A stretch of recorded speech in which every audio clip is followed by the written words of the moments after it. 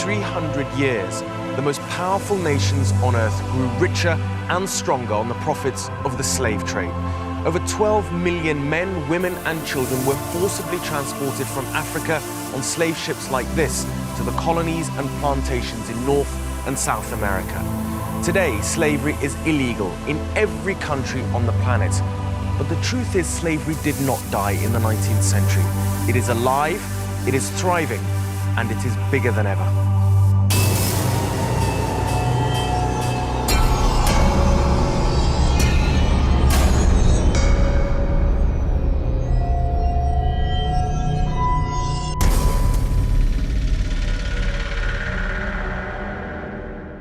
M-a legat de pat, i-am zis că nu.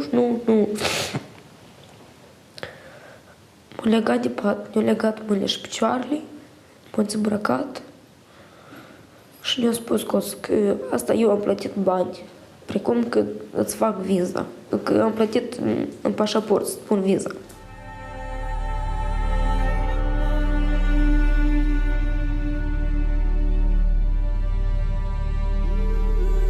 This is the story of a trade in human flesh, a global trafficking industry that ruins the lives of millions of young women every day of every year. Around the world, our best estimate is 27 million people in slavery. Globally, 6 or 8% is my guess, sex trafficking. But it's also the story of two European cities, more than 1,000 kilometers apart and at opposite ends of the worldwide chain of sex slavery.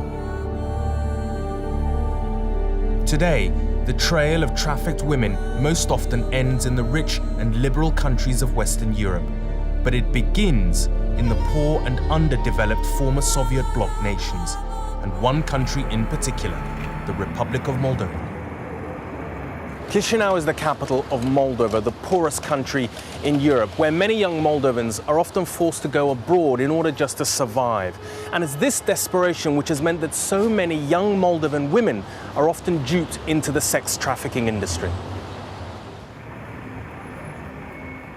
În principiu, noi în Republica Moldova ce avem?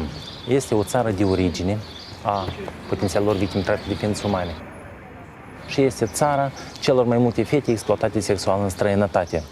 For Ion Vizdoga, a lawyer who has represented more than 700 victims of sex trafficking, the story starts and ends with poverty. Un funcționar primește circa 150 de euro și în asemenea situații toți vor să plece în străinătate pentru a-și găsi un salariu cât uși de cât decent. De acest fenomen, adică de sărăcie din Moldova și viața normală din străinătate, se folosesc doar traficanții. Outside Chisinau, the reality of that poverty is stark. Moldova is still a country largely reliant on subsistence farming.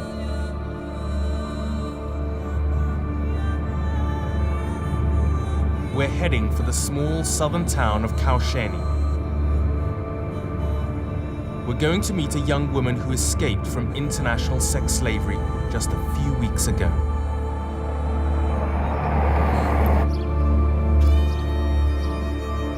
Sunt Dorina, sunt sudul Moldovei și am 20 de ani. Acolo m-am întâlnit cu băiatul ăsta, care ne-a propus mie de lucru. El ne-a propus, dacă vrei să lucrezi și ai să mă asculți mine, ai să ai mulți bani în viața ta, eu îți fac documentele și pleci peste hotare. I-am întrebat unde. El ne-a spus că la Cipru trușesc. Și am întrebat și să lucrez. El ne-a spus că să lucrez numai la consultație. Asta că să stau cu persoanele la masă, să beau un ceaiuri, o cafeauri, un pahar de șampanie și atât. El ne-a luat pașaportul și ne-a spus că să ne dai pașaportul atunci când să ne apară viza. Mine a venit și m-a luat un om. M-a dus, a dus că e casino acolo. Și el m-a întrebat, tu știi la ce vii? Am spus că da. Dar el a avut în vedere că eu vin la prostituție. Și ne-a spus că tu trebuie să ai relații cu dânsul. Și am spus, dacă nu vreau, că asta, nu că vrei, nu vrei, asta trebuie să faci. Mă mai ținut vreo 2 zile, tot așa ne-au dat clienți, câte 6, 7, 5, depinde. După asta, eu am început a buși. Ei nu înțeles asta. Ei tot îmi dădeau clienți și spuneau că eu am dolg mare, am bani foarte mari să plătesc pentru dânși. Pentru că, precum că ne-au făcut viza, pașaportul, biletele ne-au dat, toate astea din bani. Dorina is one of the luckier victims of international sex slavery. She is now receiving intensive counseling for her ordeal from a team of specialist volunteers. But many thousands like her get no help at all.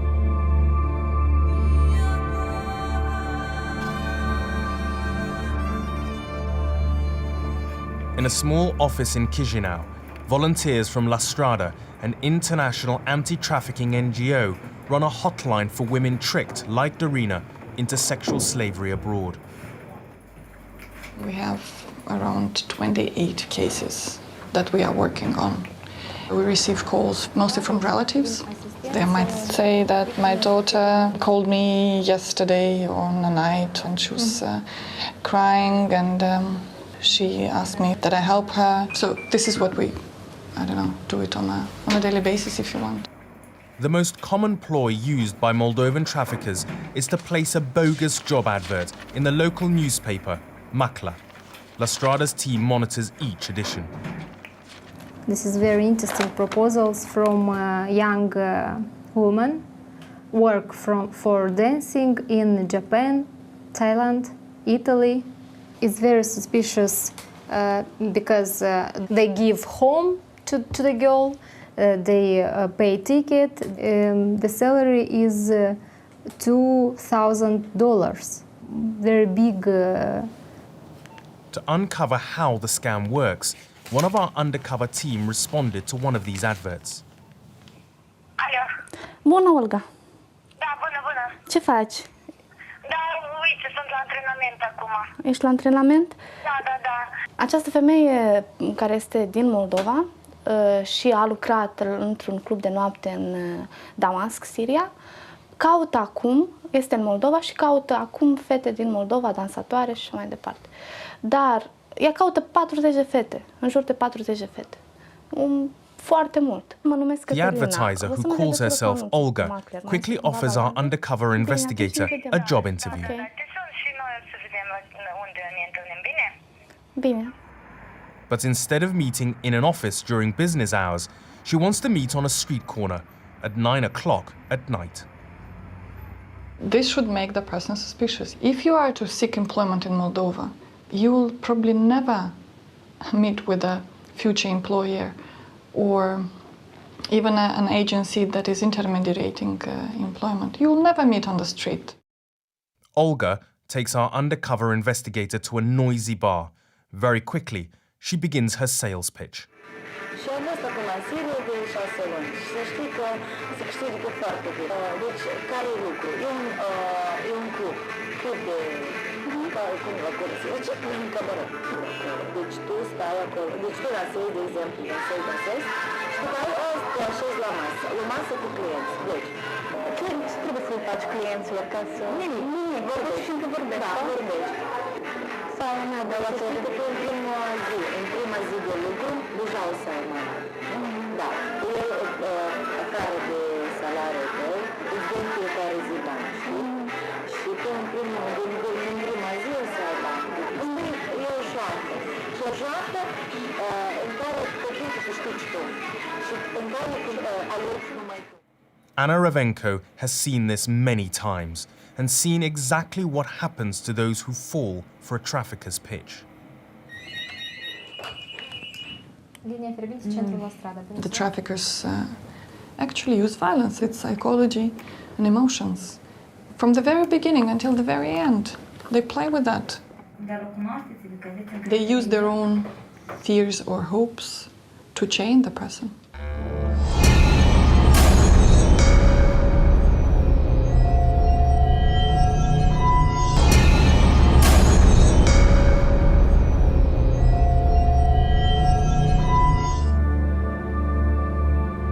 Moldovan recruiters typically sell them first to local brothels, where they are first forced into sex slavery, then trafficked abroad. We sent another undercover journalist into 2 of these clubs to uncover the next stage in the trail. Posing as the owner of a string of brothels in Europe, he was quickly introduced to sex traffickers. This man boasted he could provide up to 50 women over a 2-month period, and said he was already working with brothel owners throughout Europe. Some other customers from Greece who also were interested in this kind of collaboration. From Greece, from Romania, Turkey. The next day, our undercover journalist was introduced to a second trafficker in a park in the center of Chisinau. If need the girls, I have my connection. I say them, give me 50 euro, and I will find for you a girl. He was happy to explain how he would ship his cargo of sex slaves into the European Union via neighboring countries. Bulgaria, if you get visa there, you can go outside. Right. Poland, they don't have a road. They can go there by a bus or by flight. These 2 pimps are small players in the sex trafficking industry. To track down one of the kingpins, we have come to a shabby prison in the remote north of Moldova. Я Коваль Александр Федорович, я гражданин Молдовы и гражданин Румынии. For nearly 10 years, Alexander Kovali, known as Shalun, trafficked sex slaves out of Moldova and across Europe from his clubs in Chisinau. El a vândut victime și în Turcia, și în Rusia, și în Israel. Adică, în principiu, în toată Europa au fost vândute victime de către acest șalun, care ulterior, inițial erau exploatate în Republica Moldova, erau pregătite, instruite, subordonate deja și ulterior vândute în străinătate. Este foarte violent cu victimele sale, cele care nu se supuneau. Erau ca sancționate sub formă de tunsoare, erau tunsă chel, da? Erau amenințate, șantajate, bătute, violate, erau deținute în subsol, cele. Kovali was convicted of sex trafficking in 2007, but he still protests his innocence. Также нет доказательств абсолютно, что я занимался сутенерством. Понимаете, можно было бы в этом признаться, но тогда бы судья сказал: приведите клиента, приведите девушку, которую вы продали. Но я не продавал девушек. Instead, he says, his sex slaves voluntarily prostituted themselves after finishing work in his clubs. Девушки жили на консумации. А то, что они делали после 5 часов утра, после закрытия клуба, это не мое дело, это личная жизнь. Ion Vizdoga, who worked on Kovali's case, remembers those women differently. O victimă de-a mea, care a dat declarații împotriva lui, ea deja căuta posibilitatea să se sinucidă. Și 2 tentative de suicid a avut, dintre care una și-a tăiat gâtul, numai ca să nu dea ochii la libertate cu șalun. Ea atâta frică avea de el. Why would she do that? Why would she have done that if she wasn't involved in any of the things that you say your business was not? Это главный фигурант в моем деле, как бы главная потерпевшая, пыталась отказаться от своих показаний.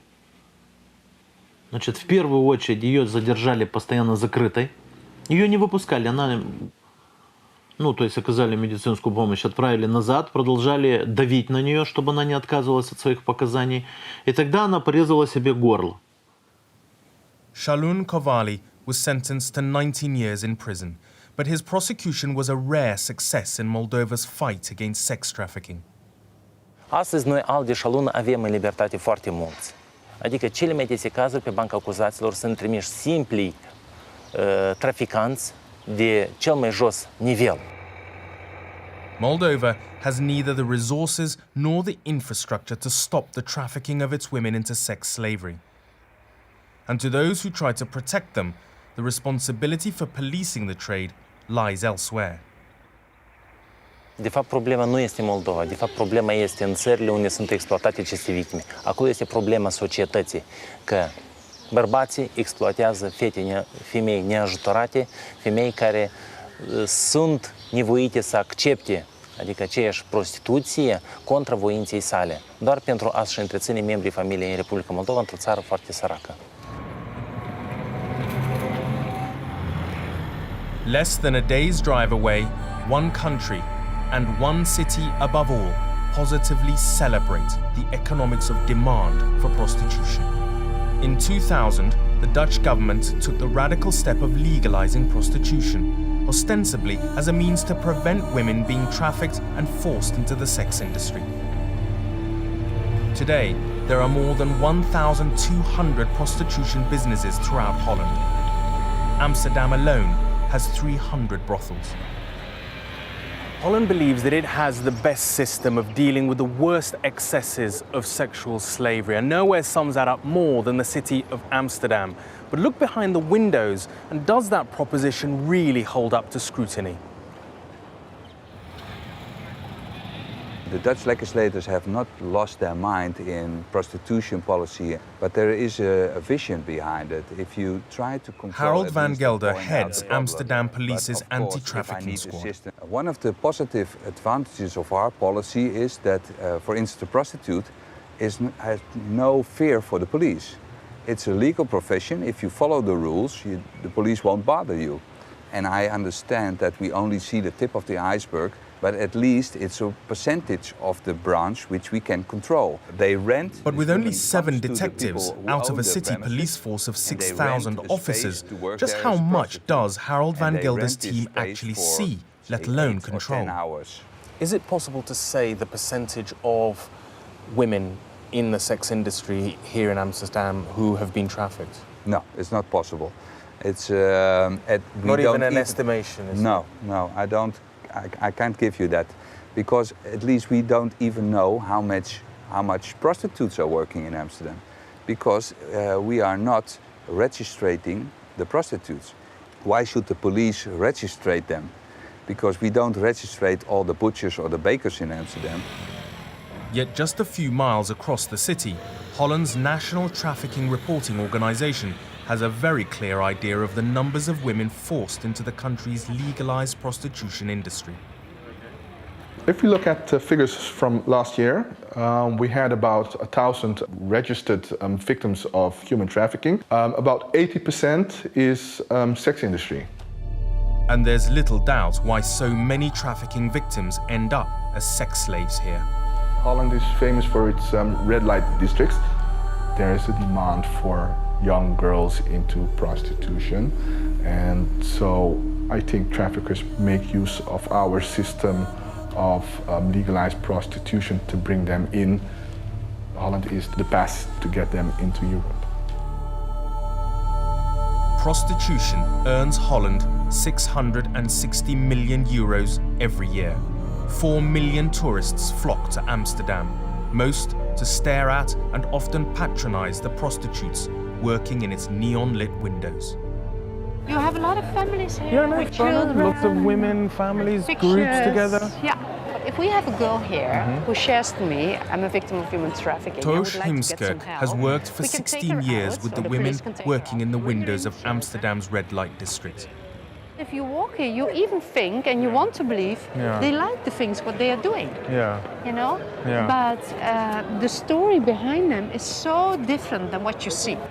Each street, she says, is organized by nationality. There are certain streets where you have the South American transsexuals. Then there's another street where the majority are Hungarian girls. And then here you have the Spanish-speaking girls. And how have things changed in the sex industry in Holland from, say, 15, 20 years ago to now? Because of the European Union. Whenever we open up in the Netherlands for countries like Romania, Bulgaria, Hungary, I mean, we see this whole change. At the moment, the majority of the women are Eastern Europe. We got girls from Albania. I mean, how can a girl from Albania, out of a village, I don't know where from, know her way to Amsterdam, know where to live, know how to rent a window? There must be an organized crime behind it. This is the true face of Holland's experiment in legalized prostitution. And this is the face of the man who trafficked her here and beat her to ensure she worked as his sex slave. Over a 2-year period, Shaban Baran, the leader of a Turkish organized crime gang, trafficked more than 130 women, mostly from Eastern Europe, to Holland's red light districts. Each woman was tattooed with his gang's brand. Each was forced to service 20 clients a day. They behaved in a very brutal way, because we have seen cases of forced abortion. We've seen cases of forced tattoos with the names of the pimps on the girls. Some girls were beaten up, and to hide the bruises they were put in cold water, and they were beaten up in a terrible way.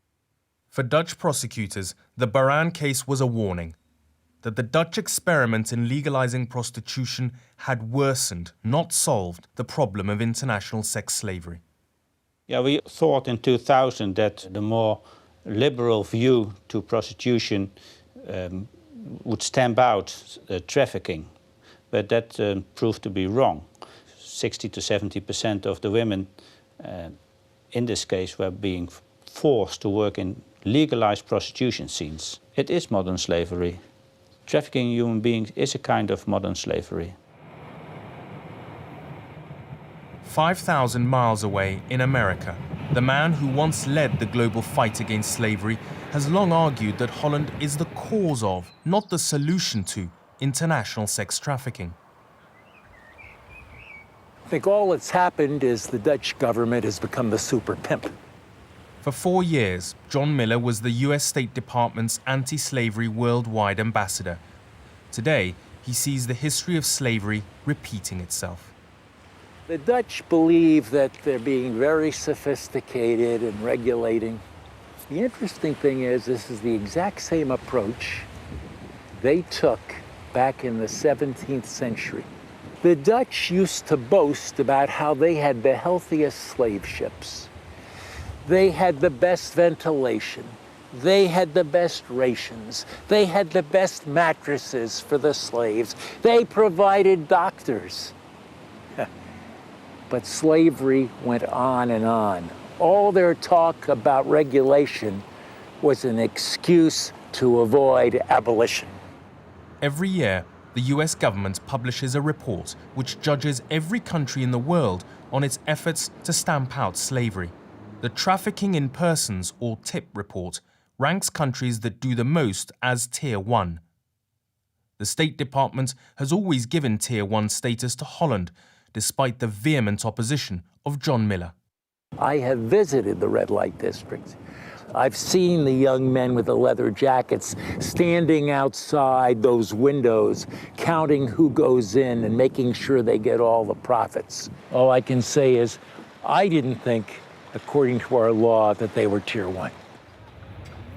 Giving such favored status to rich Western countries which fuel demand for sex slaves angers impoverished source countries like Moldova, not least because its lowly ranking has put it in danger of economic sanctions from Washington. Very often we see that economically strong countries are always making good, although these are exactly the countries where our citizens are exploited. These are the countries that failed to ensure protections. These are the countries that impose those double standards. The fate of the 2 convicted sex traffickers highlights those double standards. Alexandra Kovali will spend the next 19 years locked in a Moldovan prison. Shaban Baran is back home in Turkey and free. The Dutch government allowed him out of jail for 1 day. He absconded and never returned. Until the rich Western countries address the demand for prostitution rather than profit from it, there will always be men like Kovali and Baran, and there will always be sex slaves behind these windows. In the next episode of Slavery, a 21st century evil, entire families of slaves trapped in the brick kilns of Pakistan, and the slave master who keeps them there.